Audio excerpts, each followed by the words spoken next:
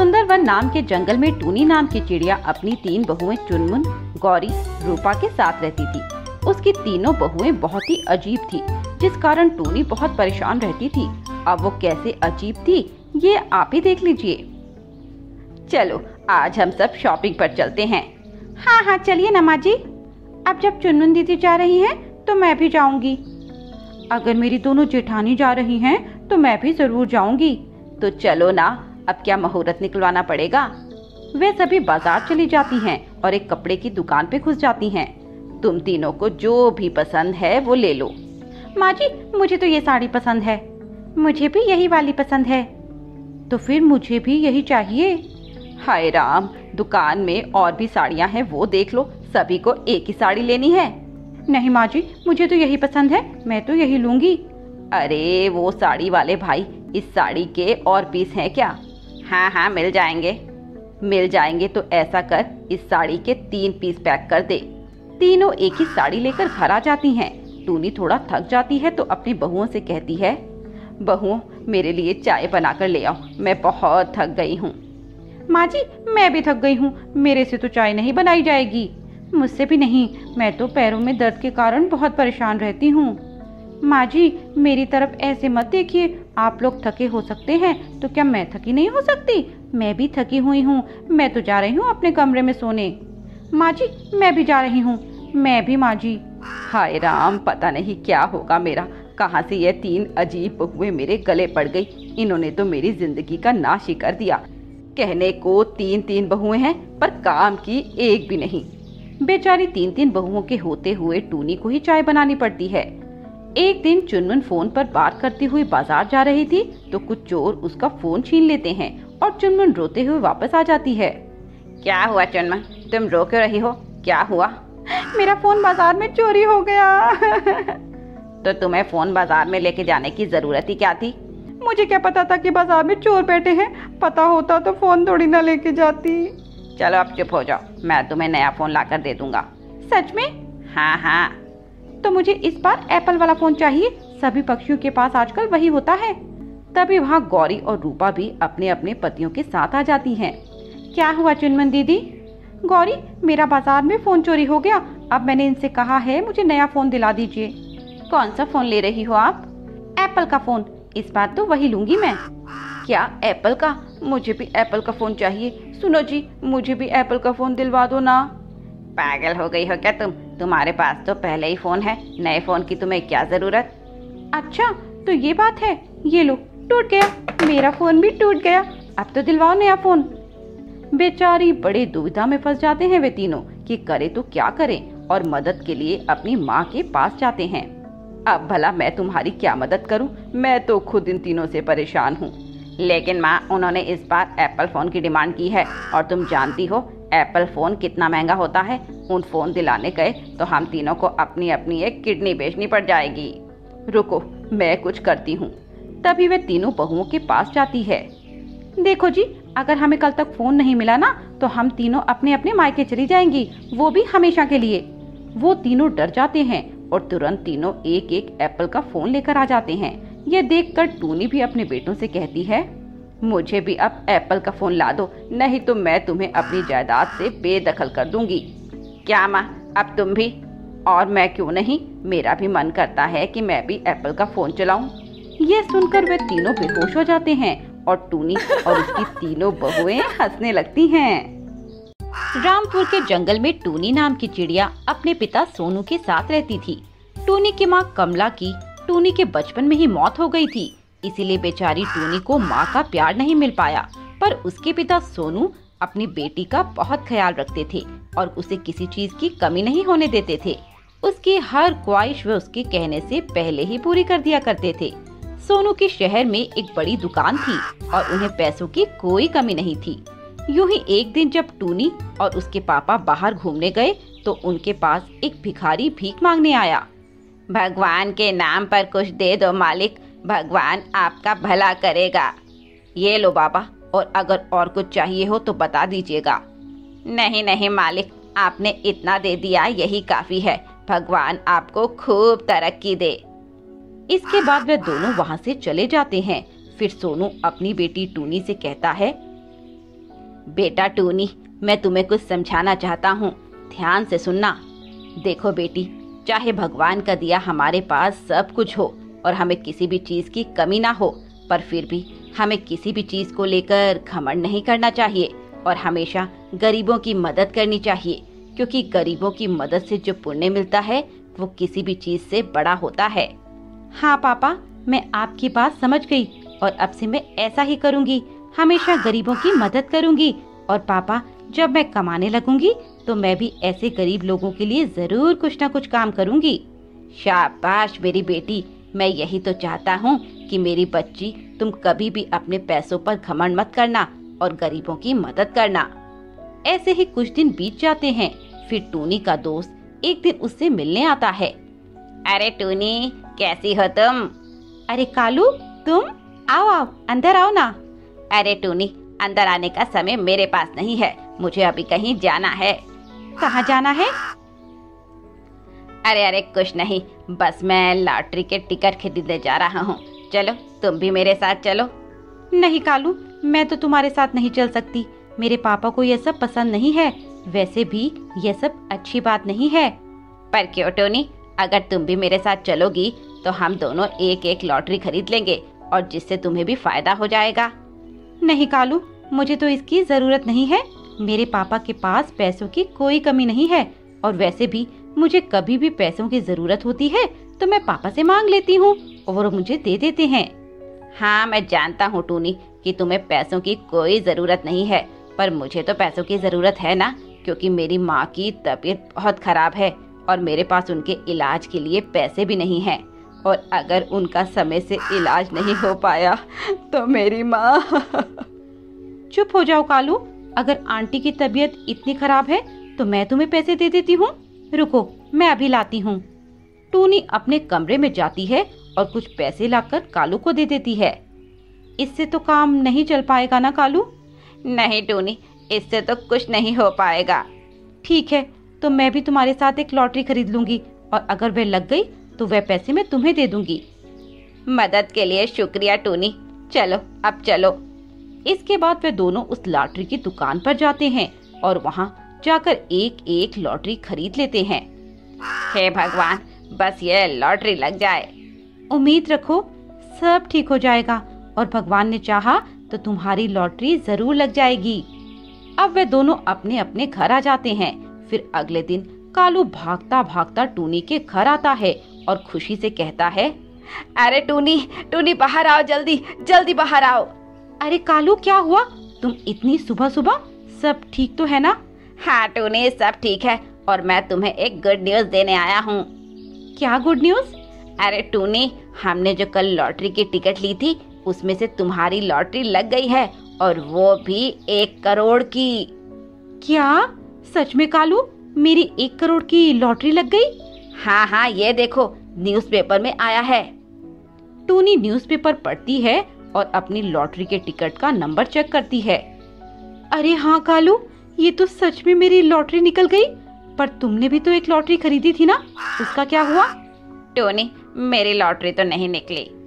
अरे कालू, उदास ना हो, हम मेरे पैसे से अब तुम्हारी माँ का इलाज करवाएंगे और देखना वह जल्दी ठीक हो जाएंगी। टोनी, तुम कितनी अच्छी हो, मैं तुम्हारा ये एहसान जिंदगी भर नहीं भूलूंगा। अरे कालू देखो, तुम अगर ऐसी बात करोगे तो मैं तुमसे कभी बात नहीं करूंगी। भला तुम्हारी माँ मेरी कुछ लगती नहीं क्या? और वे दोनों हॉस्पिटल जाकर कालू की माँ का इलाज करवाते हैं। कालू की माँ का इलाज सही से हो जाता है और वह कुछ ही दिनों में ठीक हो जाती है। माँ, ये मेरी दोस्त टूनी है, इसने ही आज तुम्हारा इलाज करवाया और तुम बच पाई। अरे इधर आ मेरी बच्ची। मैंने अपनी माँ को तो नहीं देखा, पर आपको देखकर ऐसा लगता है कि शायद वे आप जैसी ही होंगी। बेटी, तुझे कभी भी अपनी माँ की याद आए तो मेरे पास आ जाना, मैं कालू की माँ के साथ तेरी भी तो माँ हूँ। टोनी, तुम्हारा बहुत बहुत शुक्रिया। कालू, मुझे तुमसे एक बात करनी थी। हाँ टोनी, बोलो। कालू, तुम्हारी माँ के इलाज के बावजूद मेरे पास 40 लाख रुपए बच गए। अब मैं इनका सही प्रयोग करना चाहती हूँ, क्या तुम इस काम में मेरी मदद करोगे? हाँ टोनी, क्यों नहीं, बोलो क्या मदद करनी है?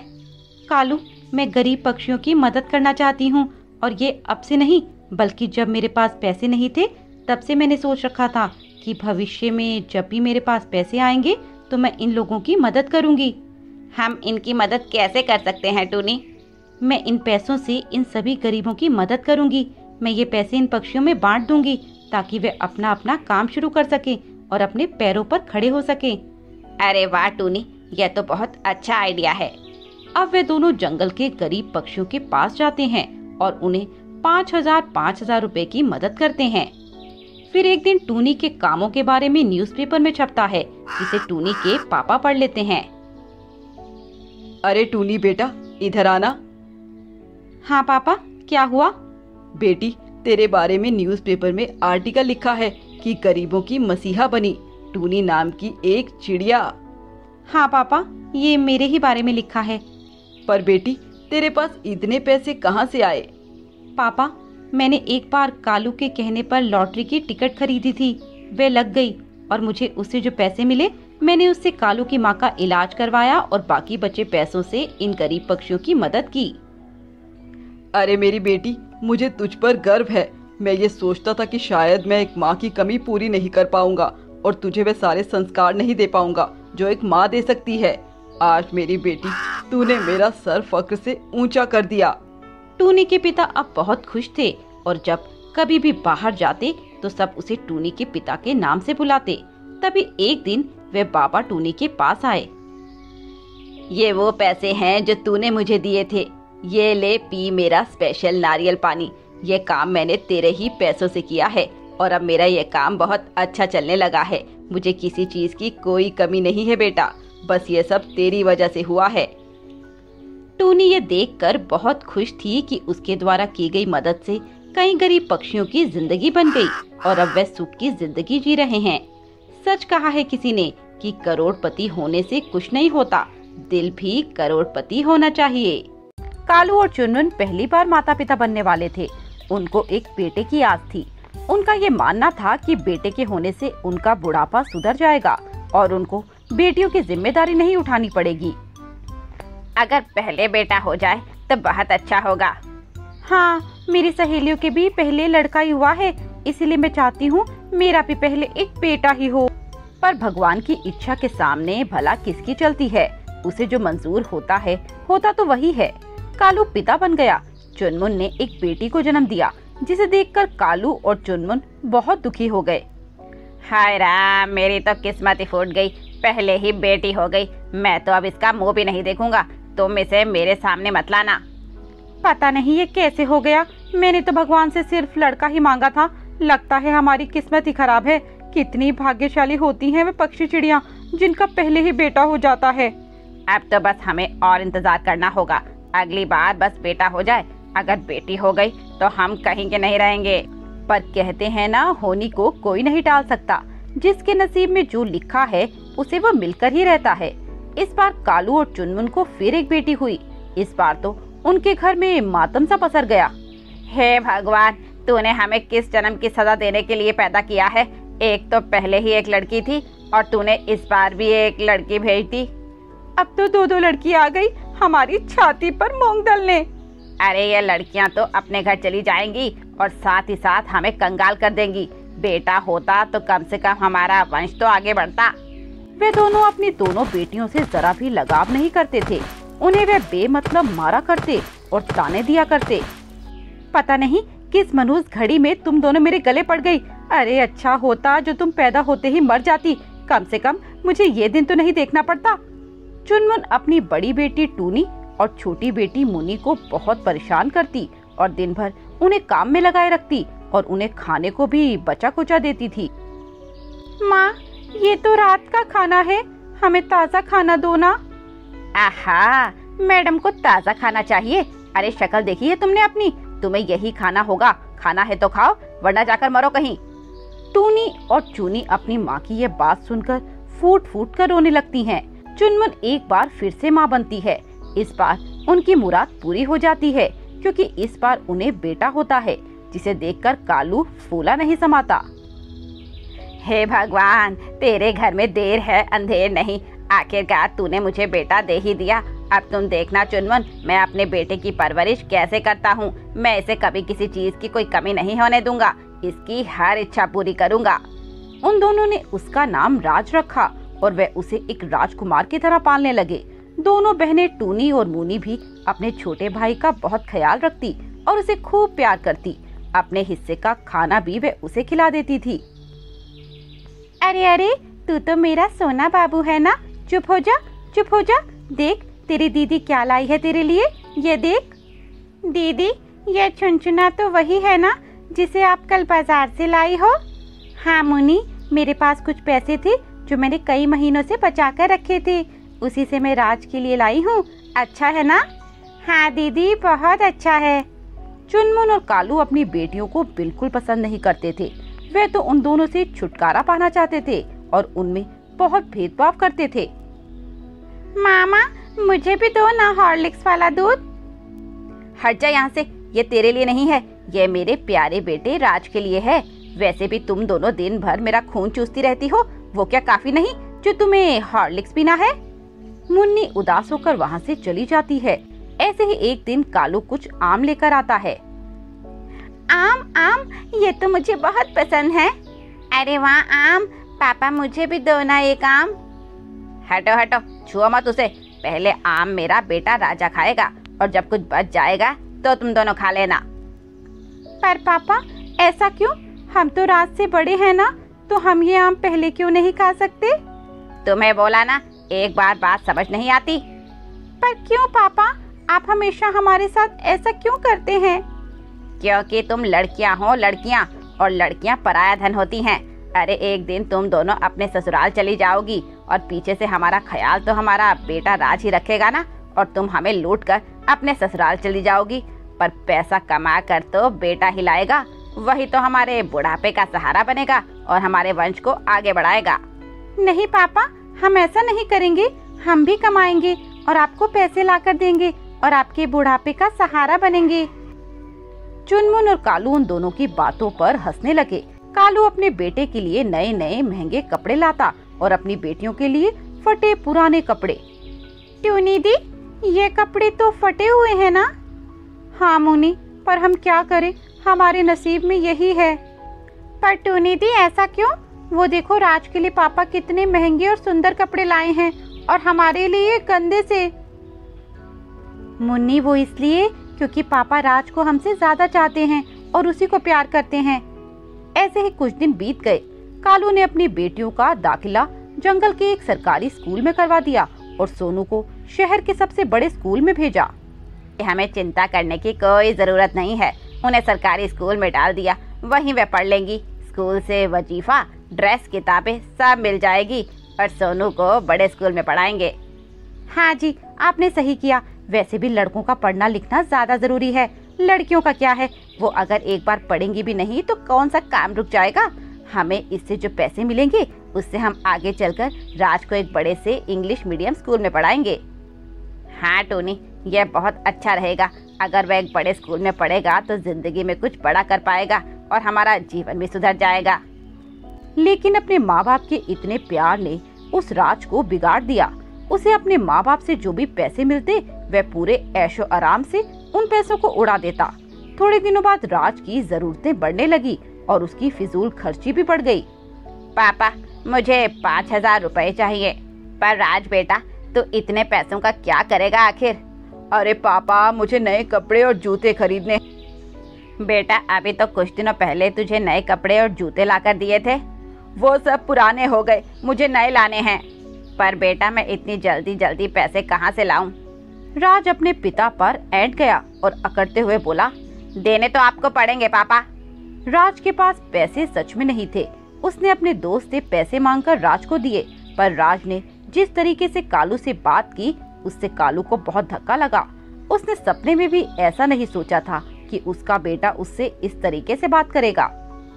टोनी, राज बहुत बदतमीज होता जा रहा है।